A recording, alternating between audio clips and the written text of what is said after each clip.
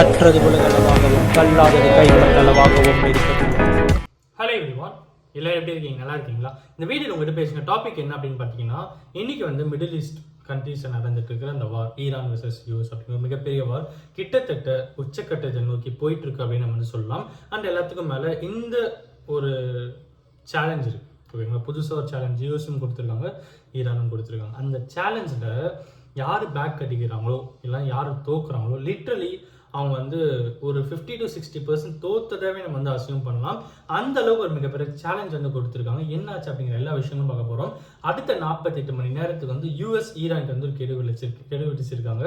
And ஈரானும் வந்து அப்படியா சரி வாடா பார்த்துக்கலாம் அப்படின்ற மாதிரி ஈரானும் பதிலுக்கு யூஎஸ்க்கு வந்து ஒரு மிகப்பெரிய கெடுவை கொடுத்துருக்காங்க.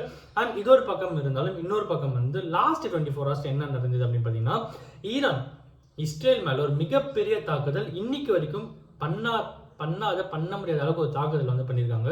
அதுக்கான காரணம் என்ன அப்படின்னு பார்த்தா இந்த அணு ஆயுதம் அப்படிங்கிற ஒரு விஷயம் தான். ஈரான் வந்து அணு ஆயுதம் கிட்டத்தட்ட 84% வந்து கம்ப்ளீட் பண்ணியிருக்காங்க. ஒரு 6% கம்ப்ளீட் பண்ணாங்கன்னா 90% கிராஸ் ஆகும்போது அவங்களும் வந்து ஒரு மிகப்பெரிய நாடாக வந்து மதிக்கப்படுவாங்க. ஸோ அந்த அளவுக்கு 84% கிட்ட ஈரான் வந்து அவங்களோட அணு ஆயுதத்தை வந்து ரெடி பண்ணி வச்சிருக்காங்க, ஓகேங்களா? அந்த 6% வந்து அச்சீவ் பண்ணிட்டாங்கன்னா north Korea, India, China, Russia மாதிரி அவங்களையும் வந்து யாராலையும் தொடக்கூட முடியாது. அந்த அளவுக்கு அவங்ககிட்ட வந்து ஒரு மிகப்பெரிய பவர் வந்து வந்துடும், ஓகேங்களா? ஸோ அதை நோக்கி போகக்கூடாது அப்படின்னா இஸ்ரேலும் யூஎஸும் மிகப்பெரிய சேலஞ்ச் வந்து ட்ரை பண்ணாங்க.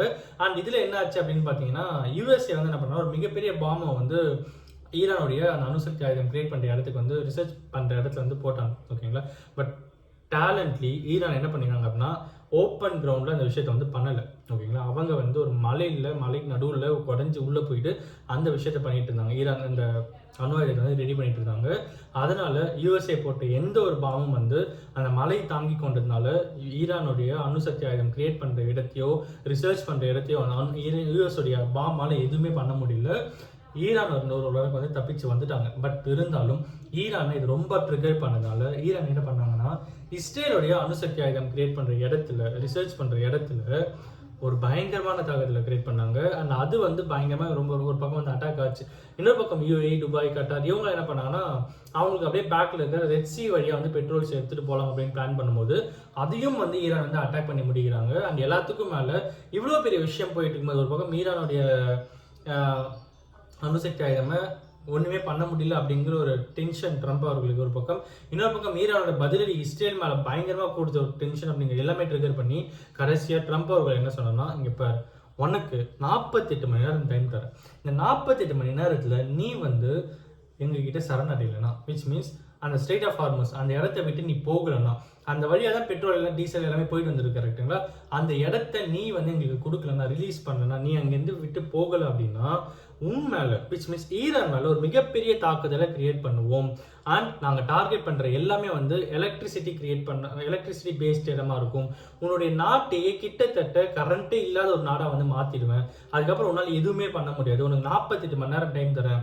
இஃப் இன்கேஸ் நீ அதில் இது ஆகலை, நீ வந்து ஸ்டேட் ஆஃப் ஹார்மஸை ரிலீஸ் பண்ணல அப்படின்னா நீ வந்து ஈரான் ஒரு கரண்ட் எலக்ட்ரிசிட்டியே இல்லாத ஒரு நாடாக இருந்தால் எப்படி இருக்குமோ அந்த அளவுக்கு நீ பேக்லாஷில் அந்த அளவுக்கு பின்தங்கி போயிடுவேன், முடிவு தான் இருக்கு அப்படிங்கிற மாதிரி ஒரு விஷயத்த வந்து சொல்றாங்க. அண்ட் பதிலுக்கு ஈரான் என்ன சொன்னாங்க அப்படின்னா, அப்படியா தொட்டுப்பாரு பார்க்கலாம், என்ன தான் பண்றேன்னு பார்க்கலாம், என் மேலே நீ கை வச்சனா பதிலுக்கு நான் என்ன பண்ணுவேன் அப்படின்னு பார்த்தேன்னா, உன்னுடைய யூஎஸ் பேஸ்ட் பிளேசஸ்லாம் இருக்கும்ல, லைக் பேங்க்ஸ் இருக்கும், அப்புறம் ஐடி செக்டர்ஸ் இருக்கும், அப்புறம் வந்து பார்த்தீங்கன்னா எண்ணெய் கிடங்குகள் இருக்கும், பெட்ரோல் பெட்ரோல் இங்கே வந்து அதெல்லாம் இருக்கும், டீசல் கிடங்குகள் இருக்கும். யூஏஇ, அரப் கண்ட்ரிஸ் எல்லாத்தையும் வந்து அமெரிக்கா பேஸ்ட் பெட்ரோல், டீசல் ப்ராடக்ட்ஸ்லாம் கிடங்குகள் இருக்குது, ஓகேங்களா? ஸோ அது எல்லாத்தையுமே நான் போட்டு அடிப்பேன், உன்னையும் பயங்கரமாக போட்டு அடிப்பேன், பார்க்கலாமா, நீ என்ன பார்த்துடலாம் அப்படின்ற அளவுக்கு ஈரானும் பதில் சொல்லியிருக்காங்க. கிட்டத்தட்ட இந்த போர் வந்து மிகப்பெரிய உச்சத்தை நோக்கி போயிட்டு இருக்கு. அடுத்த 48 மணி நேரத்துக்கு அப்புறம் என்ன நடக்கும் அப்படிங்கிறது நமக்கு தெரியும். பட் இருந்தாலும் ஒரு பக்கம் ஈரான் வந்து அணு ஆயுதத்தை பயங்கரமாக கிரியேட் பண்ணணும் அப்படின்ட்டு ஜஸ்ட் 6% அவையில் இருக்காங்க. பட் அமெரிக்கா ஆல்ரெடி நிறைய அணு ஆயுதங்களை அவங்க கையில் வச்சிருக்காங்க. இஃப் இன்கேஸ் அந்த அணு ஆயுதம் ஈரான் மேலே தாக்கப்பட்டால் ஒரு மிகப்பெரிய விளைவு ஈரான் மக்களுக்கு வந்து ஏற்படும். அண்ட் பல வருஷத்துக்கு முன்னாடி ஹிரோஷிமா, நாகசாகி, ஜப்பான் மேலே அமெரிக்கா ட்ரை பண்ண ஒரு விஷயம், அது இன்னைக்கு வரைக்கும் அதனுடைய பாதிப்பு வந்து அந்த நாட்டு மேலே இருந்துட்டு தான் இருக்குது, அந்த நாட்டு மக்களுக்கு இருந்துட்டு தான் இருக்குது. அந்த விஷயம் ஈரானுக்கு நடந்துடக்கூடாது அப்படிங்கிறது தான் இங்கே எல்லாருடைய ப்ரேயர்ஸாக இருக்கும். But at the same time last time இதே மாதிரி ஜப்பான் வர்சஸ் யூஎஸ்ஏ போர் வரும்போது ஜப்பானை எதுவுமே பண்ண முடியாத பட்சத்தில் அமெரிக்கா அந்த விஷயத்த பண்ணாங்க. இது வரைக்கும் எந்த நாடும் தொடாத ஒரு ஆயுதம் வந்து அணுசக்தி ஆயுதம் தான். அதை அமெரிக்கா ஹிரோஷிமா நாகசாகில ஜப்பானில் போட்டாங்க.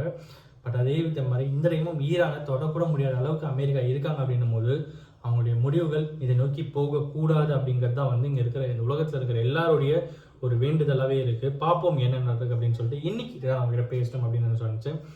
வீடியோ தான் ஒருத்தருக்கு நாலேஜ் ஷேர் சொல்லி நான் நம்புகிறேன். Thanks much.